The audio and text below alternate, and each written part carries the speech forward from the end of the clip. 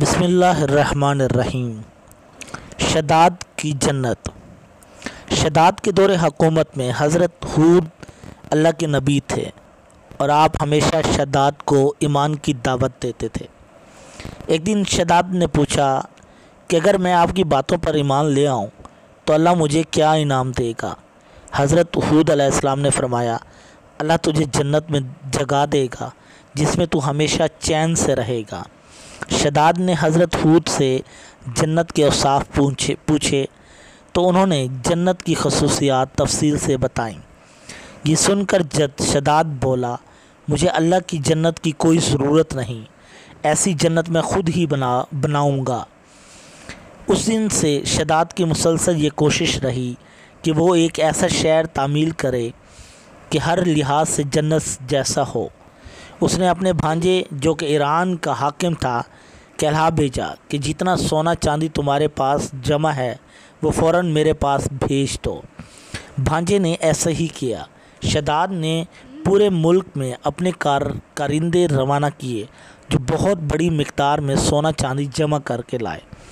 اس نے جنت بنانے کے لیے ملک شام میں ایک صحت افزا مقام کا انتخاب کیا اور ماہر معماروں کے ذریعے وہاں ایک مضبوط اور مستحکم فصیل تیار کروایا جس کے اندر سونے اور چاندی کے محل تعمیر کرائے اور اس کی دیواروں کو قیمتی جواہرات سے سجایا۔ اس نے شہر کے وسط میں ایک ایسی نہر بنوائی کہ جس میں پانی میں سنگریزوں کی بجائے ہیرے جواہرات بہتے تھے۔ سونے کے ایسے درخت لگوائے کہ جن کی خوشبوؤں سے مشک و عنبر کو بھرا گیا اور جب ہوا چلتی تو مشک و عنبر کی خوشبو پورے شہر میں پھیل جاتی۔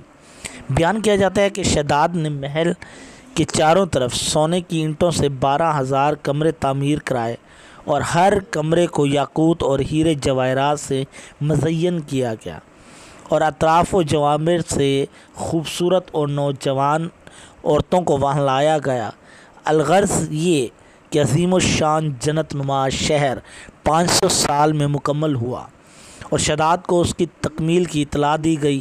اطلاع ملتے ہی شداد بہت بڑا لشکر لے کر اپنی جنت کی جانب روانہ ہوا۔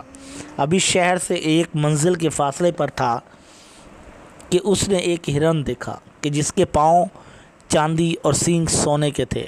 شداد ہرن کو دیکھ کر لالچ میں آیا اور اسے پکڑنے کے لیے اس کے پیچھے اپنا گھوڑا لگا دیا۔ بھاگتے بھاگتے وہ اپنے لشکر سے جدا ہو گیا اور وہ صحرا میں اکیلا گھوڑا دوڑاتا رہا کہ اچانک اسے ایک انتہائی بدصورت گھوڑ سوار نظر آیا۔ اس نے شداد کو پکارا، شداد تو نے عالیشان محل تعمیر کر کے یہ سمجھ لیا کہ اب تو موت کے پنجے سے بھی آزاد ہو جائے گا؟ یہ سن کر شداد کانپنے لگا اور اس نے پوچھا کہ تم کون ہو؟ گھوڑ سوار نے جواب دیا کہ میں ملکت موت ہوں۔ شداد نے کہا، اس وقت تمہیں مجھ سے کیا کام ہے؟ میری راہ کیوں روکنے لگے ہو؟ ملک الموت نے کہا، میں صحرا میں تیری روح کو قبض کروں گا۔ اور شداد کو کم سے کم اتنی مہلت چاہیے تھی کہ میں اپنی جنت بنائی ہوئی جنت کو آنکھوں سے دیکھ سکوں، لیکن فرشتے نے اس کو اجازت نہ دی۔ چنانچہ شداد گھوڑے سے گرا اور مر گیا اور اس کے لشکر نے ایک آسمانی چنگھاڑ سنی تو پورے کا پورا لشکر آنن فانن ختم ہو گیا اور جنت جانے کی بجائے ملک عدم پہنچ گیا۔ کہا جاتا ہے کہ ایک دفعہ اللہ تعالیٰ نے ملکت موت سے پوچھا، روح قبض کرتے ہوئے تمہیں کسی پر ترس آیا؟ فرشتے نے عرض کی، جی اللہ، 2 دفعہ مجھے بڑا ترس آیا۔ پہلی دفعہ اس وقت جب سمندر میں ایک ماں اپنے شیرخوار بچے کے ہمراہ سفر کر رہی تھی۔ سمندر میں طوفان آیا، کشتی ٹکڑے ٹکڑے ہو گئی اور وہ ماں تختے پر اپنے نوزائیدہ بچے کو سینے سے لگائے سمندر میں ہچکولے کھا رہی تھی۔ اس وقت مجھے آپ کا حکم ہوا کہ اس عورت کی روح کو قبض کر لیا جائے۔ چنانچہ میں نے اس عورت کی روح کو قبض کیا اور وہ بچہ اس تختے پر اکیلا رہ گیا۔ پھر وہ تختہ ایک جزیرے پر جا لگا اور دوسری دفعہ مجھے شداد پر رحم آیا کہ کاش کہ وہ اپنا بنائی ہوئی جنت کو ایک دفعہ دیکھ لیتا۔ اللہ تعالیٰ نے فرمایا، اے فرشتے، تو نے دونوں مرتبہ ایک ہی شخص پر ترس کھایا۔ تختے پر جس شخص کو تو نے دیکھا، بچے کو، ہم نے اس کو پرورش کی۔ ہم نے اسے عزت دی، اسے اقتدار دیا، وہ بدبخت ہمارا منکر بن بیٹھا اور ہماری جنت کے مقابلے میں اپنی جنت تیار کرنے لگا۔ در حقیقت شداد ہی وہ چھوٹا بچہ ہے جس کی ماں کی روح کو تم نے قبض کیا تھا۔